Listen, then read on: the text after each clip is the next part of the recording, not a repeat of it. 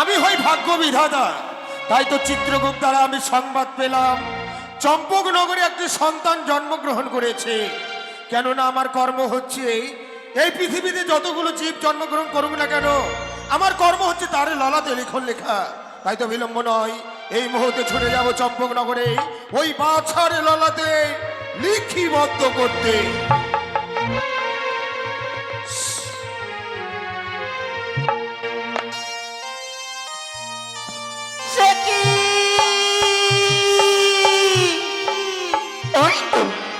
আজ যেন সদাগরের গৃহমাঝে একখানি ফুটফুটে সন্তান জন্মগ্রহণ করেছি। তবে না না না, ওই তো আমি যেন দেখতে পাই স্বর্গ হইতে ছুটে আসে বিধাতা পুরুষ সেই পাথার ললাটে লিখনি লিখিবার জন্য। তবে না, এই তো আমার সুবর্ণ সুযোগ। আমি এই মুহূর্তে চলে যাবো সেই বিধাতা পুরুষের নিকটেই। আজ যদি পাথারের ললাটে বিধাতা পুরুষের যুক্ত নিশানে লিখনে লিখি, তবে যেন আমার মনের বাসনা পূর্ণ হবে না। তবে না, যে করে হোক না কেন শুধুমাত্র আমার যুক্ত অনুসারে এই বাছার ললাটে আমি লিখনে লেখাবো। এই তো আর কিছু দূর পথ অতিক্রম করলেই আমি চম্পকনগরে পৌঁছে যাব। যাই যাই। তব চরণে প্রণাম হই দাদা গো। একই মনসা, তুমি হঠাৎ করে আমার পথ মাঝে অমন করে এসে আদো আদো কণ্ঠস্বর মলিন্য মদন, কেন বোন কেন, কি হয়েছে তোমার? দাদা গো, আজ তোমার সম্মুখে আমি কেন এসেছি জানো দাদা? কেন বোন? আচ্ছা বলো তো দাদা, তুমি এমন হন্তদন্ত হয়ে কোথায় ছুটে চলেছো দাদা? তুমি তো জানো বোন, আমি হই ভাগ্য বিধাতা। তাই তো আজ আমি চিত্রগুপ্তের কাছে আমি সংবাদ পেলাম চম্পকনগরে একটি সন্তান জন্মগ্রহণ করেছে। দাদা গো, আজ আমি তোমার কাছে কেন এসেছি জানো? কেন? তবে তোমার এই ভগ্নির সঙ্গে তুমি যদি তিনি সত্য অঙ্গীকারে না করো, তোমার ভগ্নি যেন তাহার কথা প্রকাশ করতে পারে। এ কি বলছো মনসা? তোমার সঙ্গে আমাকে অঙ্গীকার, তোমার হই আমি দাদা, তুমি আমার ছোট্ট বোন। দাদা বোনে কোনোদিন সত্যতা হয় না। সত্যতা ছাড়া এই দাদার কাছে তোমার ওই মনের কথা প্রকাশ করে বলো, নিশ্চয়ই তোমার মনের আশা এই দাদা পূর্ণ করবে। কখনো নয় দাদা, তুমি যদি আমার সঙ্গে তিন সত্য আবদ্ধ না হও, আমি যেন বলতে পারবো না গো। বলতে পারবে না? না। তবে যদি তাই হয়, বোনের মনের আশা পূর্ণ করবার জন্য আমি হাতে হাত রেখে 300 অঙ্গীকারে আবদ্ধ হব। বলো দাদা, এক সত্য দুই সত্য সত্য তিনবার। এক সত্য দুই সত্য সত্য তিনবার। ভগ্নি মোর যাহা বলিবে পালিব শত। ভগ্নি পদ্মাবতী যাহা বলিবে আমি পালিব শত শতবার। দাদা বলো বোন, এবার তো তোমার মনের কথা বলো। তুমি আমায় কি বললি? তুমি ছুটে চলেছ সেই চম্পলা নগরী, হ্যাঁ, 4 শতগরের গৃহমাঝি, ওই বাছারে লালাতে লিখন লিখবার জন্য। দাদা আজ যে বাছার লড়াটা তুমি লেখনে লিখতে যাচ্ছ দাদা, আজ তোমার যুক্ত অনুসারে এই বাছার লড়াটা লেখনে লিখতে পারবে না গো। কবি, শুধুমাত্র আমার যুক্ত অনুসারে। মনসা, এ কি বলছো তুমি? যা কোনোদিন হবার নয় তা কোনোদিন হবে না। আমাকে লিখন লিখতে হবে তোমার কথা মতো এবার ছাড়ো লালাতে। না না না না না না, তা কিছুতেই হতে পারে না। তুমি কেন, তোমার মতো কেউ যদি আমাকে এসে বলে ওগো ভাগ্য বিধাতা আমার কথা মতো ওই বাছার লালাতে লিখন লিখো, আমি পারবো না। দাদা গো, তবে কি তুমি ভুলে গেছো সেই 3 সত্য অঙ্গীকারের কথা? অঙ্গীকার, হ্যাঁ, অঙ্গীকার অঙ্গীকার অঙ্গীকার, হেরে গেলাম আমি, হেরে গেলাম মনসার কাছে, হেরে গেলাম। আমি যেন ভুলে গিয়েছিলাম 3 সত্য অঙ্গীকারের কথা। মনসার সঙ্গে 3 সত্য অঙ্গীকারে আবদ্ধ হয়েছি আমি। আর 3 সত্য অঙ্গীকার যদি লঙ্ঘন করি তাহলে কি ধর্ম যাবে রসাতলে? তবে কি মনসার কথা মতো লিখন লিখতে হবে মনসা? দাদা আচ্ছা বলো তো বোন, তোমার কথা মতো যখন লিখন লিখতে হবে বাঁচানো ললাতে, এমন কি লিখন লিখবো আমি? দাদা গো, ওই বাছার লড়াতে এমন কি লিখন লিখতে জানো দাদা? বলো বোন বলো। ওই বাছার আয়ু দিবে তুমি 12টি বৎসর। 12টি বৎসর। দ্বাদশ বর্ষে সে করবে লেখাপড়া, তারপর দ্বাদশ বর্ষে সে তার মামিমাকে করিবে হরণ। দ্বাদশ বর্ষ 12টি বছর পূর্ণ হলে তার হইবে বিবাহ, বিবাহ বাসরি আমার কালিনাগ্নি দিয়ে আমি তাকে করিব দংশন। পদ্মাবতী! দাদা ছলনা ছলনা ছলনা, আর কত ছলনা করবে তুমি? ছলনার আশ্রয় বিস্তারিত করে লিখন লিখতে বলবে ওই বাছারে ললাতে। যেই বাছার আয়ু হতো 110 বৎসর, সেই বাছার আয়ু লিখতে হবে আমাকে শুধুমাত্র 12টি বৎসর। সত্যি দাদা গো, সত্যি বোন, তোমার সঙ্গে কেউ পারবে না। এই দাদার সঙ্গ যে তুমি ছলনা করবে, আমি কোনোদিন স্বপ্নও পরিকল্পনা করতে পারিনি। দাদা বেশ বোন বেশ, কথা যখন দিয়ে ফেলেছি, অঙ্গীকারে যখন আবদ্ধ হয়েছি, এই মুহূর্তে বিলম্ব নয়। তোমার কথা মতো লিখন লিখতে চললাম আমি সেই চম্পক নগরে।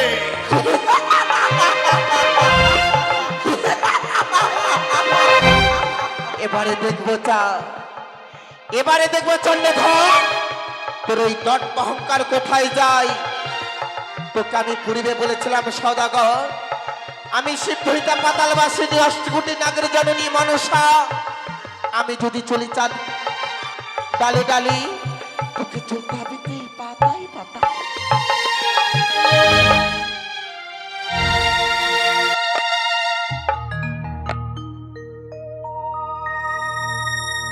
রানীমা, ধাত্রীমা, এসে আমাদের আতুর ঘর।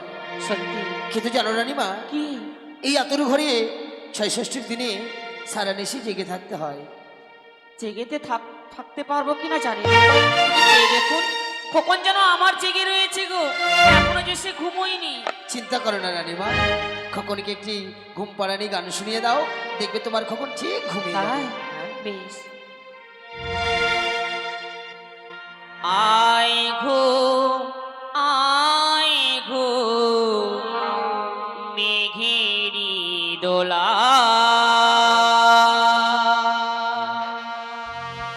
আয় ঘো মেঘেরি দোলা।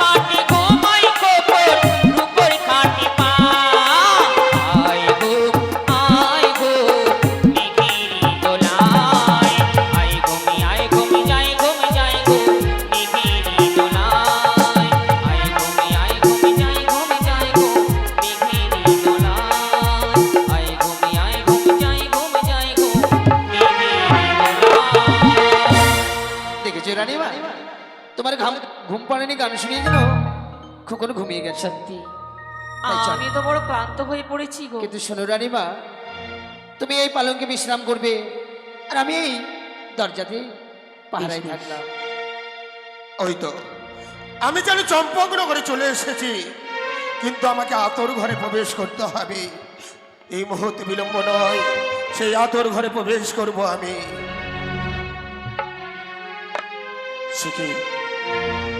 একই আমি দেখছি, আর যেন কি সুন্দর যেন সন্তানকে কোলে নিয়ে তার মা যেন নিদ্রায় মগ্ন হয়েছে।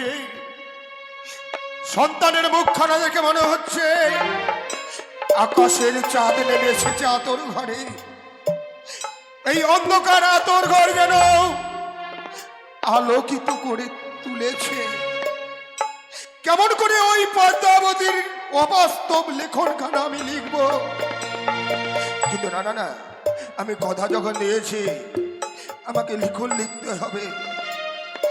এই মুহূর্তে লিখন লিখে আমাকে নিজের কুটিরে ফিরে যেতে হবে। যদি একটিবার পূর্ব আকাশে সূর্য উদিত হয়ে যায়, সারাটি জীবনের জন্য আমাকে আতর ঘরে থেকে যেতে হবে। কোনোদিনের জন্য আমি নিজের কুটিরে পৌঁছতে পারবো না। তাই আমি এই মুহূর্তে লিখন লিখব।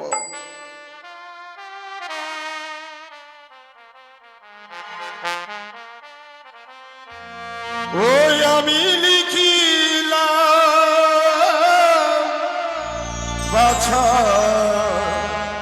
ললাতে হে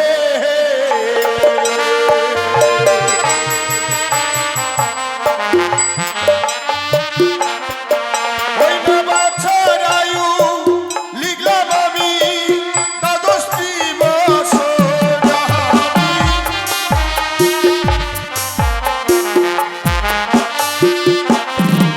ওই না দ্বাদশ বছরে দেখো সে মামিকে হরিবে।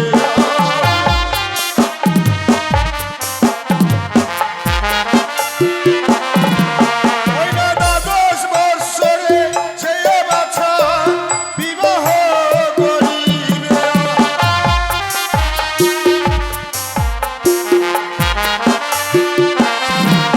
ওই না এমন লিখন লিখলাম এখন রাইতে পারে।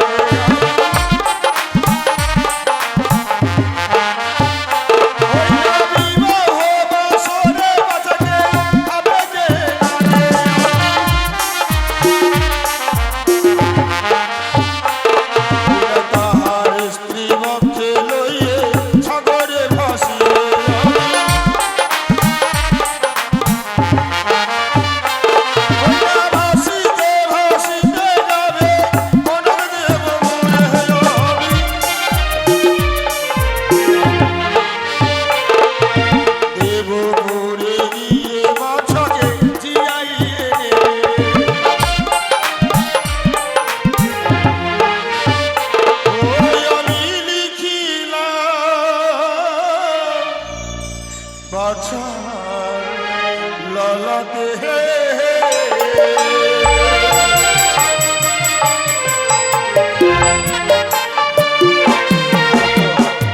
আমার লিখিবদ্ধ করা শেষ হয়েছে। এই মুহূর্তে মায়ের সন্তান মায়ের কোলে দিয়ে এই আতর ঘর থেকে আমি পালিয়ে চলে যাব। যাই যাই, এই মুহূর্তে আমি পালিয়ে। কে কে আতুর ঘরে? কি কে তুমি? আমি হ্যাঁ, আমি ভাগ্য বিধাতা। বিধাতা, তব চরণে প্রণাম হই বিধাতা। আয়ুষ্মতি ভব। জানতে পারি এই আতর ঘরে তুমি কি? থেকে সরে দাঁড়াও, আমাকে যেতে দাও। দেব, কিন্তু বিধাতা আজ কেনই ভাই আতর ঘরে প্রবেশ করেছিলে? তুমি হয়তো জানো না ধাত্রী মা, আমি ভাগ্য বিধাতা। এসেছিলাম বাছারি লড়াতে লিখবিত্ত করতে। লিখন লেখা আমার শেষ হয়েছে। এবার আমাকে নিজের কুটিরে ফিরে যেতে হবে। দাঁড়াও, একটি কথা বলবো বিধাতা। বলো। আজ এমনকি লিখেছো এই বাছারের লড়াটে একটিবার আমার কাছে প্রকাশ করবে? না না ধাত্রী মা না, ওই বাছারে ললাতে যা লিখেছি আমি কোনোদিন তোমার কাছে বলতে পারবো না, পারবো না। ও দারুণ বিধি রে,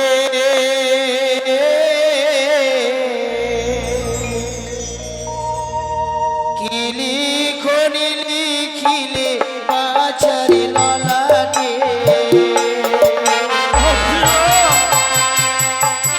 হ্যাঁ বিধাতা,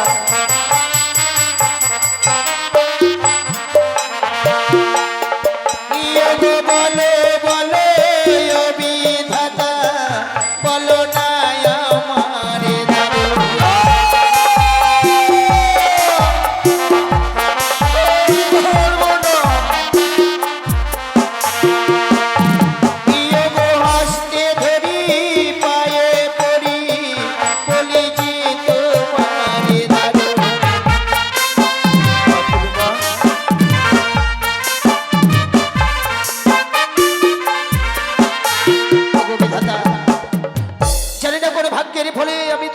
সাক্ষাৎ পেয়েছি, তাই আতর ঘরে জানতে বড় সার।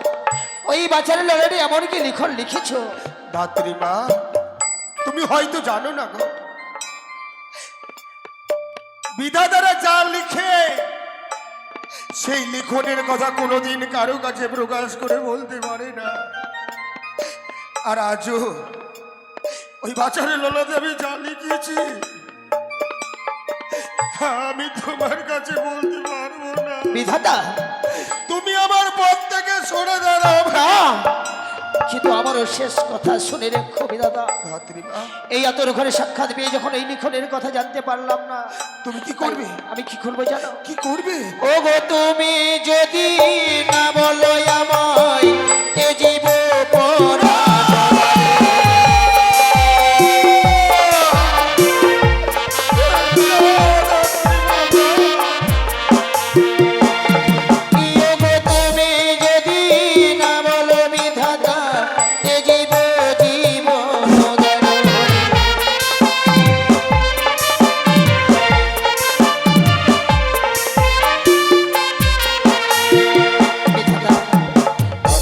তোমার সাক্ষাৎ দেবে আমার লিখনের কথা জানা হলো না, বৃথা হয়ে গেল মানব জনম।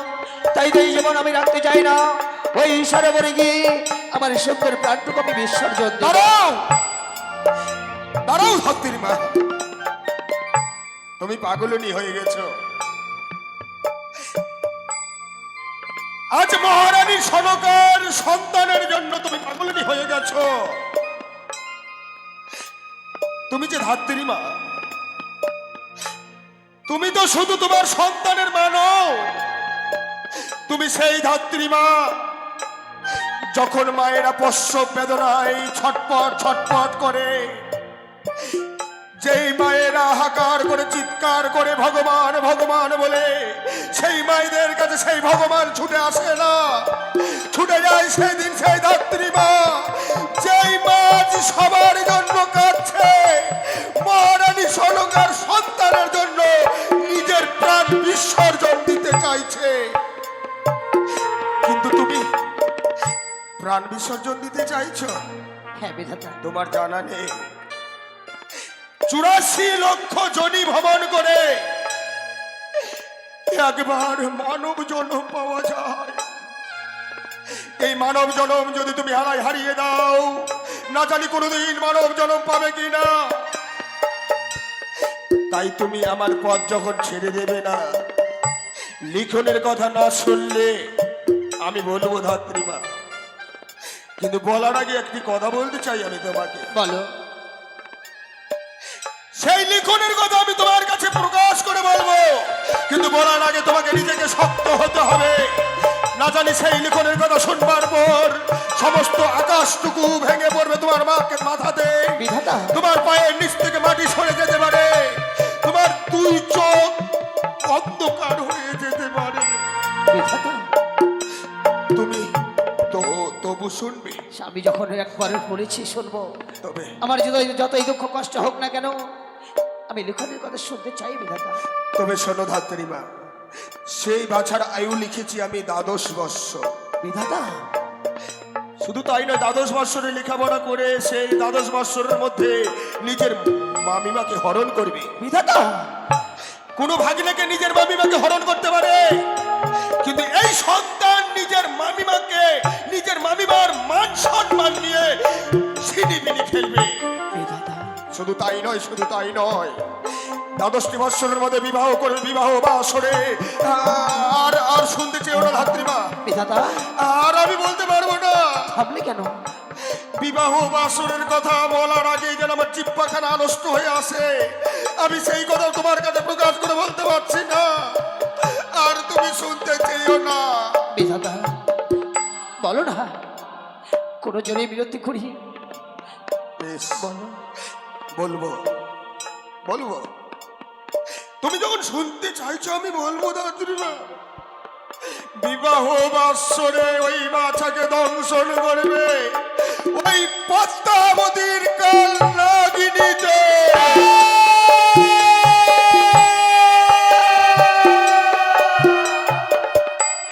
কি লিখন লিখেছ বিধাতা ঠাকুর?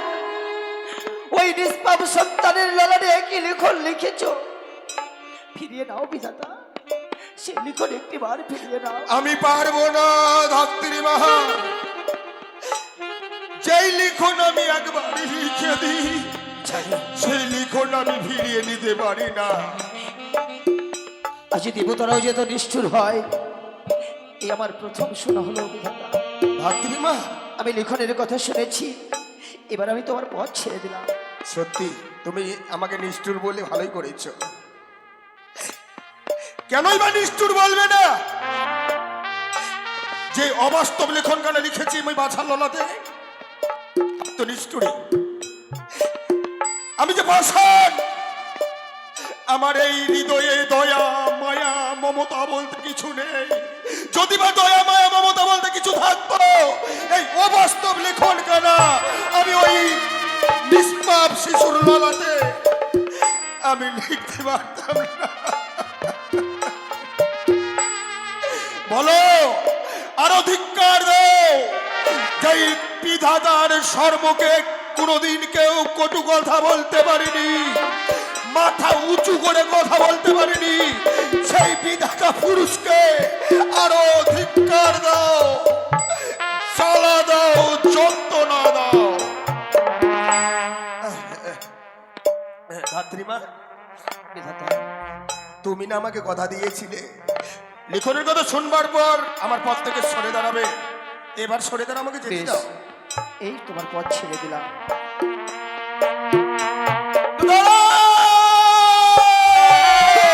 বিধাতা, বিধাতা, দাঁড়াও ধাত্রীমা, চলেই যাচ্ছি আমি আতর ঘর পরিত্যাগ করে, কিন্তু যাওয়ার আগে তোমাকে তোমাকে বলছি, যাওয়ার আগে তোমার কর্ণকুহরে আমি একটি কথা বলে যেতে চাই। ওই বাছারে ললাতে লিখন লিখেছি, শুধু জানবে তুমি আর আমি, আর তাছাড়া কোনোদিন যদি তুমি কারো কাছে প্রকাশ করে বলো বা বলার চেষ্টা করো, সেই দিন সেই কথা বলার পড়বেই তুমি শিলাই পরিণত হবে।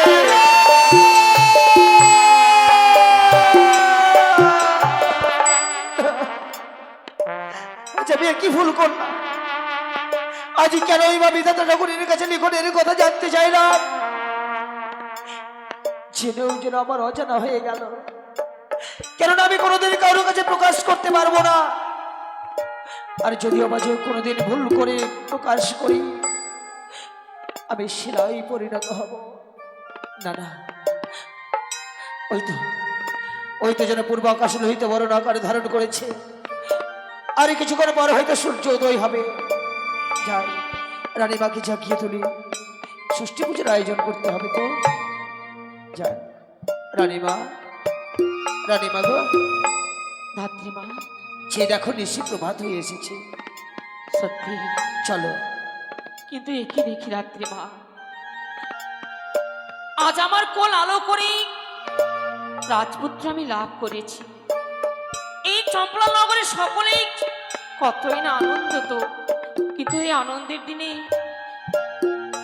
আপনার নয়নে চল। রানীমা, আমি বুঝি আপনার কাছে কোনো অপরাধ করে ফেলেছি? না মা, অপরাধ নয়। আজ তোমার কলি খোকনকে দেখে আমার সন্তানের কথা মনে পড়ছে, তো তাই। সে কি গো? চলো মা। বেশ, চলো। এই মুহূর্তে আপনার পাওনা আমি আপনার হস্তে তুলে দেব, আর আপনি ছুটে যাবেন আপনার সন্তানের কাছে। বেশ, তাই হবে।